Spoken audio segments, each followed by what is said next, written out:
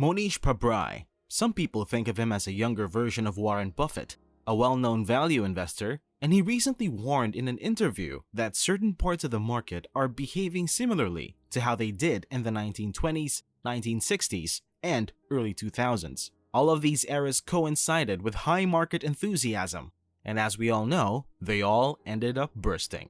So let's take a brief listen to what he has to say and why he believes what he believes.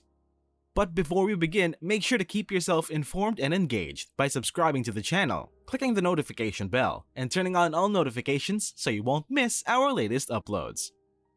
In an interview, Pabrai said, quote, "I think in the 1920s, we had a major bubble in automobile companies, so any company with the name motor in it would go crazy, and we had hundreds of auto companies. That's because all of these bubbles have a kernel of truth, and the kernel of truth at the time was that the horse is history. That was true. Then in the 1960s, there was this tronics boom. So if you had a company where the name ended in tronics, it got spectacular evaluation. But then in 2000, it was .com, anything.com.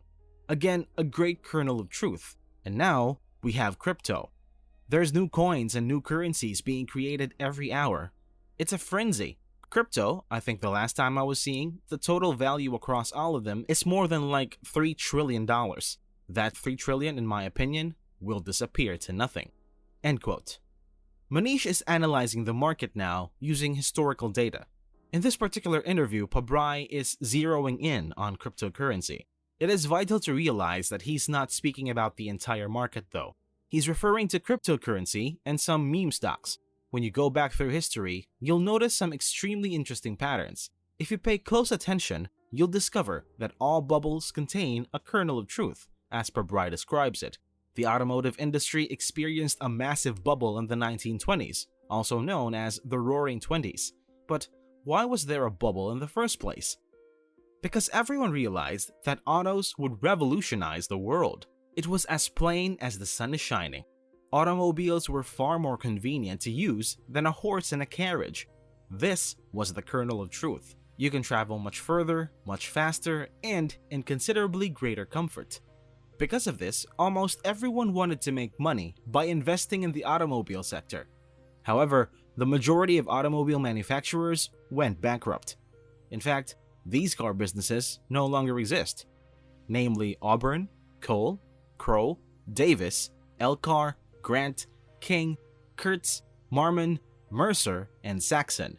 Let's take a closer look at Pabrai's analysis. A similar pattern emerged in the 1960s. Any company with a name ending in tronics garnered a lot of money. They believed semiconductors, wires, and transistors would revolutionize the world.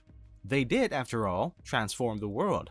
However, the majority of these businesses failed and investors lost money. And then it was the .com era in the 2000s. People predicted that computers, cell phones, and the internet would transform the world as we know it. And it did, as we all know. In fact, you're now watching this video on the internet. However, the majority of internet businesses failed. Only a few companies, such as Microsoft, Apple, and Amazon, made it through. And they changed the world. We have no idea what happened to Broadcast.com, Pets.com, Northpoint Communications, Global Crossing, Napster, Infospace, and Lysos because they all went bankrupt, as did most .com enterprises. Pabrai sees a similar pattern unfolding with cryptocurrencies today. Crypto will, as we all know, transform the world and the way we utilize money. This does not, however, imply that most cryptocurrencies will thrive. Almost every day, we hear about a new coin that has been created and is the next one to buy. However, Pabrai believes that, like automobile firms in the 1920s, electronics in the 1960s, and .com stocks in the 2000s, most of these are in a massive bubble and will crash to nothing. Fear of missing out, or FOMO, is a common driver of stock bubbles. Because human psychology is fascinating, we experience huge FOMO anytime we see someone we know who is less intelligent than us but is getting wealthier than us. They're a lot richer than me today, and I'm way smarter than them, most of us think. That's not right. So we tend to get involved in the investments as well, which of course expands the bubble. Pabrai elaborates on this by saying, quote, "The thing that's difficult from a psychological perspective is watching your idiot neighbor get wealthy. And so, that's what gets bubbles going. This is exactly what is happening with crypto, for example. How many people have we seen making money using cryptocurrency on the internet? A lot. These are usually young folks who lack a college diploma and aren't particularly smart. Everyone notices this and wishes to become wealthy as well. However, investing solely because you have FOMO is not a sound investment plan. Let's imagine you have 100 cryptocurrencies in your portfolio right now. If you're lucky, just 1 or 2 will last in the long run. The rest will fail. As a result, people engaged in hot potato investing.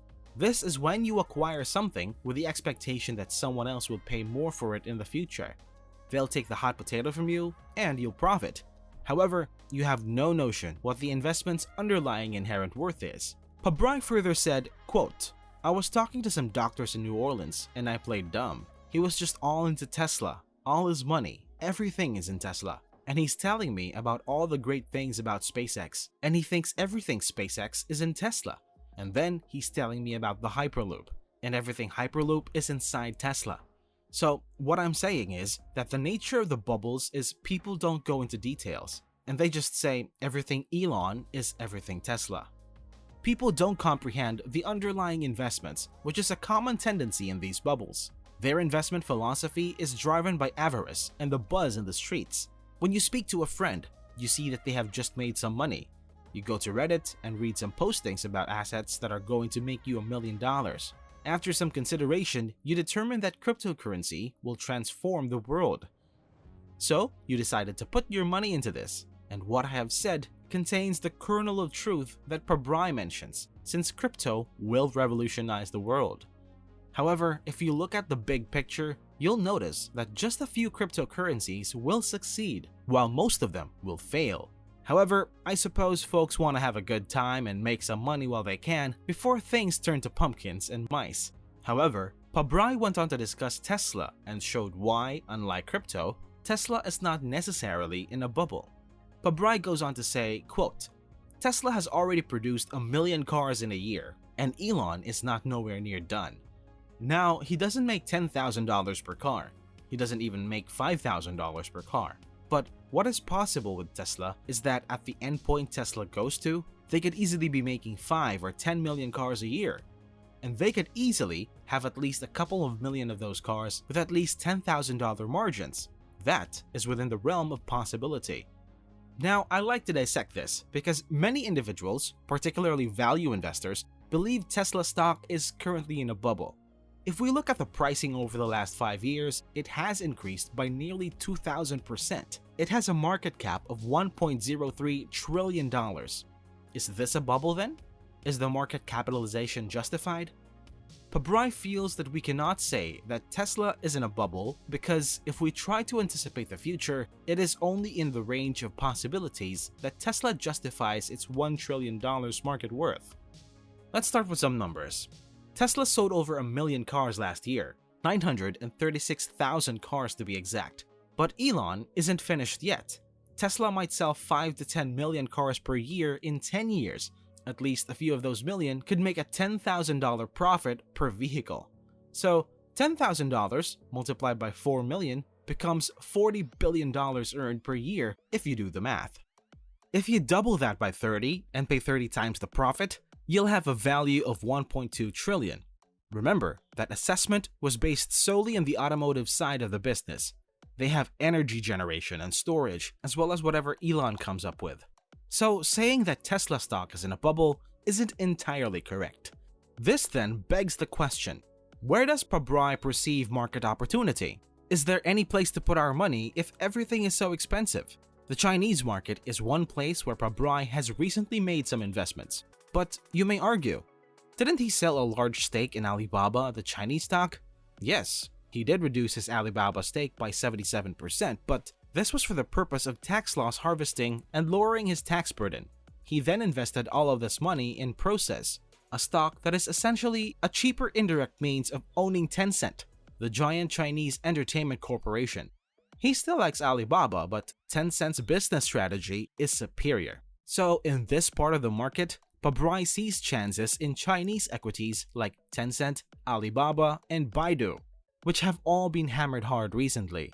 But, at least in the long run, there are no chances in cryptocurrencies, AMC, GameStop, or any other meme investments. What do you think? Do you agree with Mohnish Pabrai? Will you follow him in investing in Chinese companies, or are you sticking with crypto? Share with us your thoughts and opinions in the comment section below. Thank you so much for watching. If you liked this video, please remember to like, share, and subscribe. See you guys in the next one, and remember, keep living life bullish.